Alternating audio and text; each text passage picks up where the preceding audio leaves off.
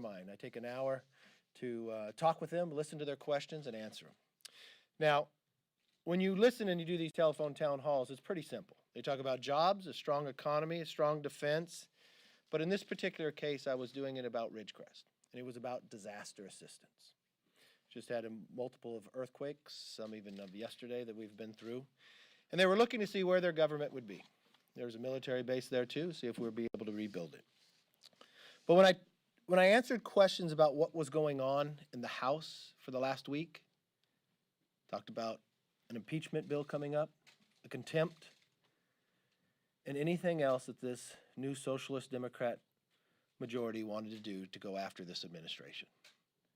What's interesting is I didn't turn to the Republicans to see if a question. I actually found a question that I agreed with that came from a chief of staff from a Democratic member that challenged anyone to name one thing that the Democrats have done to help the voters around the issues around the kitchen table of even that telephone town hall that night. And I agree with him. There's not one that I've found. I've watched just in the last week, they've taken a national defense authorization bill that for the last 58 years had been bipartisan. In the Senate, 86 votes, still bipartisan. And they changed the history of this body and made it partisan. I watched really with a really sad view of what happened this week. A debate on a floor when the Speaker of the House has a responsibility to uphold the rules of this House. She broke the rules, but she felt the responsibility that she held above all of it. She had her own members vote to hold her different than anyone else when they broke the rules, that she could come back and still speak, and that her words could stay in. So we learned in a body that we believe in the rule of law, that it's equal, that it's not equal. This House has changed a lot in a short amount of time, but also the Democratic Party has changed a great deal and become a socialist Democratic Party. The taxpayer funding of campaigns, the guaranteed government income for those who don't want to work but are able to work, to try to provide them an income, and making it illegal to have private health insurance taken away from 180 million Americans. We can do better. We should be doing more. And I will make this promise that on this side of the aisle, we'll work with anybody who wants to work on issues around the kitchen table and put aside their own personal differences because they're upset about an outcome to an election. Let's open it up for questions. Yes, ma'am. You said a short time ago that the chants of send her back have no place in this country. So why is it a problem when people chant it, but not when the president tweets it? The president clarified very clearly that he did not tell somebody. He talked about the love of this country. No, he said they should. No, he clarified inside his tweet, if you want to read the clarification of his tweet, he talked about the love of this country and said, if you don't love this country, you can leave. That's a fundamental difference. And that's what the president is talking about. This is an issue about ideology. This is an issue that when you talk about one of these individuals who introduced a bill in support of boycott, divestiture, and sanctions against Israel. In this bill that she introduced, it even talks about the boycott when it came to Nazis in Germany. This is the differences that we have. This is what this debate and fight is about. You really think these lawmakers don't love their country? I didn't say they didn't love their country. They have all the rights of their country at the same point. The president did not name the individual. He said, if you do not like this country, you can leave. But the president talked about building on this economy, making it stronger. There's a clear difference in this. And you watched, I didn't get to see the rally, but I saw a clip. The president didn't join in any chant like that. And if you're going to claim the president having a battle over a socialist issue and the socialist Democrats, that's one that he has taken up even in the State of the Union. He promised that this country will never have socialism here, and that's why he's fighting so hard. And I think it's really wrong that you would even challenge this president when you look at the First Lady is foreign born as well. So I think the question is out of base. Yes? last night, as we were hearing these chants, the president just stood there. He didn't intervene. The president moved didn't on with his pause. speech. But if there is no place for these president chants, as you take- said, does the president have a responsibility to cut this out? For those who were at the event, and I was not, and I didn't see it, but I did talk to somebody there, he said it was a small group off to the side. What the president did, the president did not join in, the president moved on. He moved on about a speech about a country and the things that are building and right. That's what the president did. Has it become so far that you want to dislike the president so much you're going to accuse him of trying to do something he did not do? From the places that he moved on in the speech, he never joined in it, and you want to try to hold him accountable for what's something in a big audience? Are you going to hold him accountable too for whatever any protesters or something else does it? I think that's an unfair position. So he has no responsibility to turn to his supporters and say, that's not fair. What he there's no did in place his for that." responsibility was right. He moved on to make them stop in the process. That's exactly what the president did, and the president talked about the greatness of this country. Yes. Two questions on two different topics. Sure. The first one is the debt ceiling. Treasury Secretary Stephen Mnuchin said that he spoke with you, I think, yesterday. And I spoke that with him again the- today, too. And today as well, okay. He said that you guys have an agreement on a 2-year debt ceiling increase, top line numbers for 2 years, and the need for offsets. Is that where you see this agreement headed? And then the second question is on Libra. You've been vocal about your concerns around some of the social media platforms. Do you agree with Democrats that this cryptocurrency needs to be stopped? All right. Two questions. Let me take your first question first. Yes, I've been talking quite often with the Secretary of Treasury, and we're working towards getting an agreement that we can move through on our appropriation bills from the caps, but we also have to deal with the debt ceiling that is coming up rather quickly, could actually hit on the first week we come back in September, so we don't want to put that in doubt in any shape or form. Nothing's fully agreed to till everything's fully agreed to, but one of the concepts is to have a debt ceiling that goes for 2.5 years. That would be appropriate. Well, that's what we're talking about, but there's no agreement. The other point that you'd have to have that we should not leave here without doing something on the debt ceiling.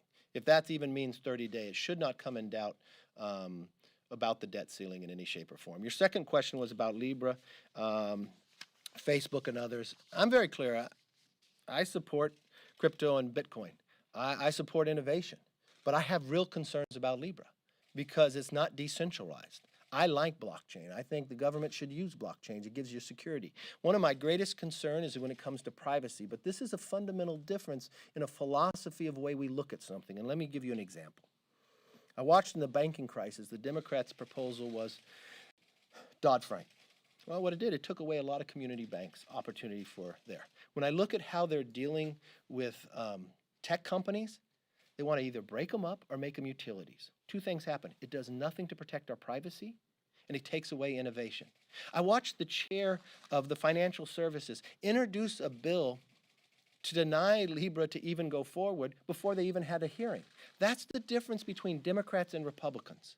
I believe in innovation, but I also believe that we should have a hearing on it, and maybe we need to put frameworks around it. But what I'm most concerned about is privacy. To me, our privacy when it's online, if there is something offering you something for free on the internet, you are not the client, you are the product. And your product is you and your information that they're selling to a third party and others. I wrote a New York Times editorial this week.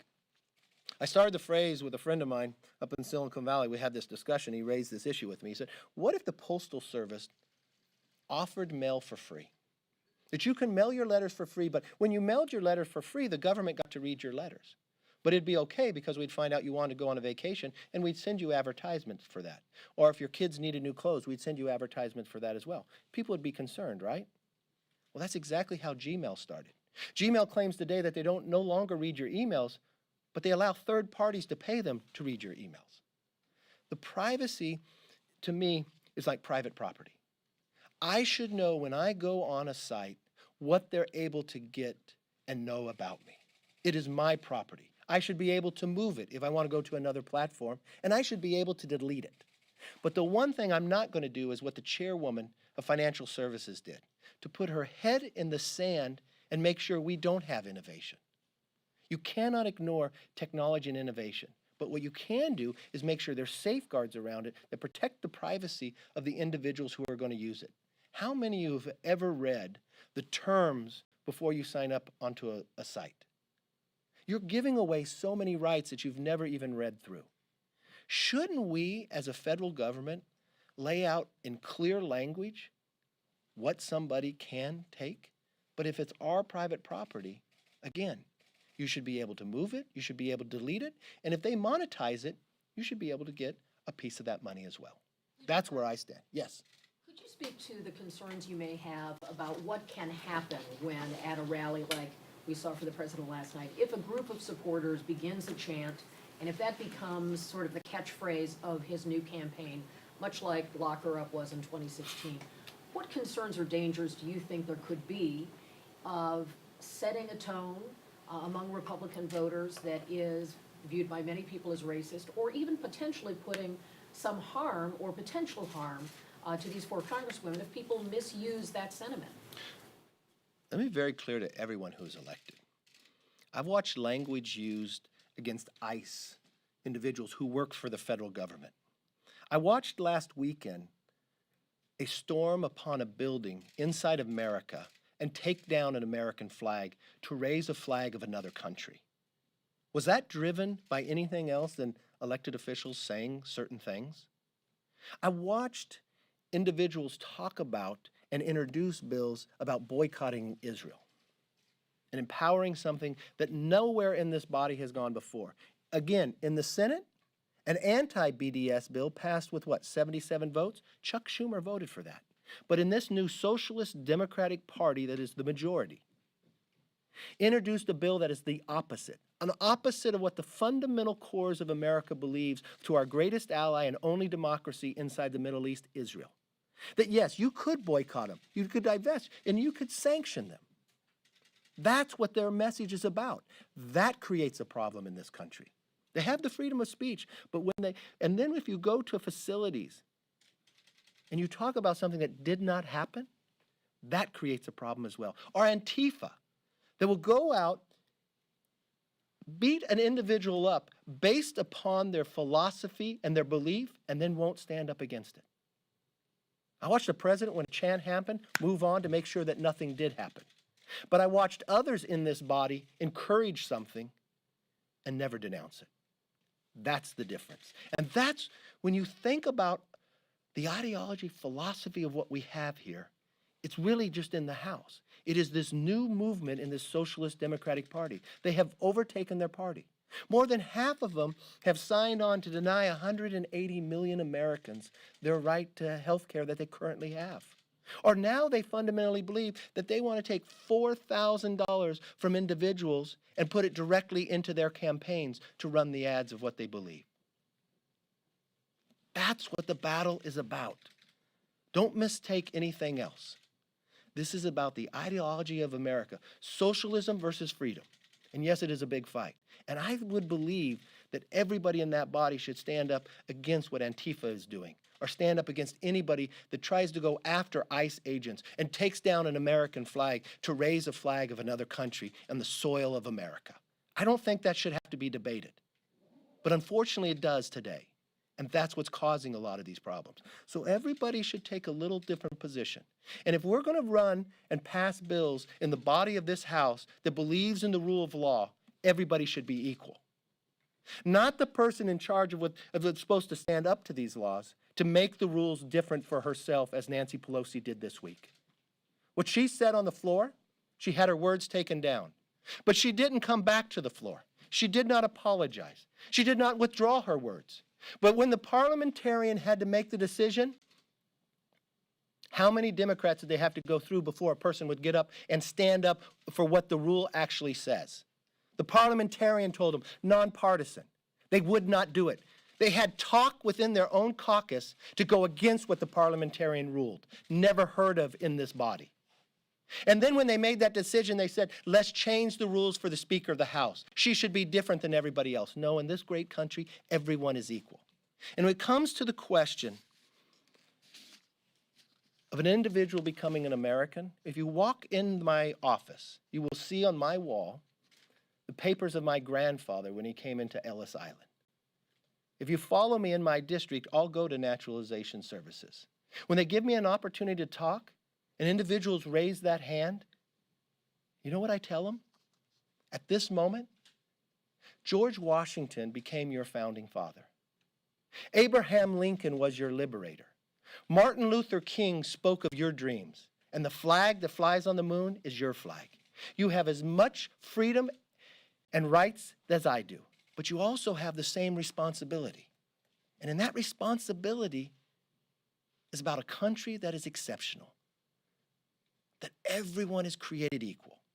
And when I watched this last week, a transformation of this house, that people are not held to the same account as others. When I watched a bill get introduced that talked about BDS against Israel, the complete opposite of where both parties have ever been, that's a clear sign that there is no longer a Democratic Party in the House of Representatives. It's only on the Senate side. This is a socialist Democratic Party, and this is what the fight's about, and this is what the fight will continue to be about.